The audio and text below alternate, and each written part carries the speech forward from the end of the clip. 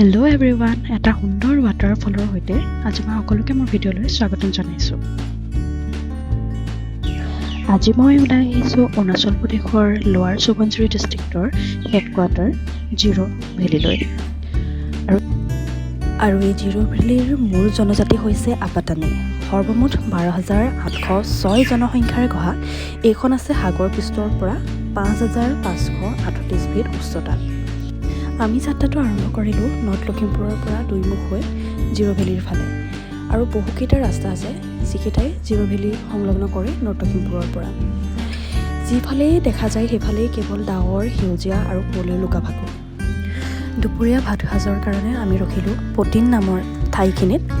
আৰু কি ধুনীয়া এক পৰিৱেশ, এসাঁজ ভাত আৰু কাষত এক সুন্দৰ প্ৰাকৃতিক পৰিৱেশ।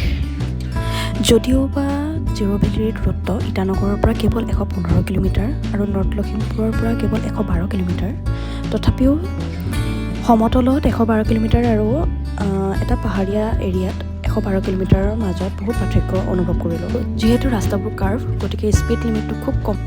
যিহেতু একেদিনাই উভতাৰ পৰিকল্পনা কৰি যাত্ৰাটোৰ আৰম্ভ কৰিছিলোঁ, গতিকে সকলোখিনি চাবৰ বাবে প্ৰায় সময়ৰ অভাৱ যেন অনুভৱ কৰিলোঁ।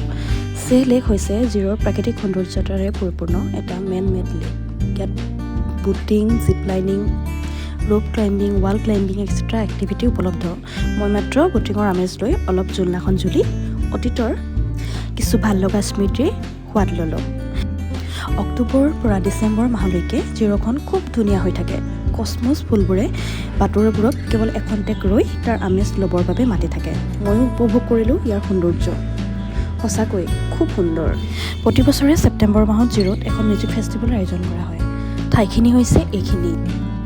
যিহেতু সন্ধিয়া ইতিমধ্যে নামিব লৈছিলে, গতিকে আমি আমাৰ উভতনি যাত্ৰা আৰম্ভ কৰি দিলোঁ।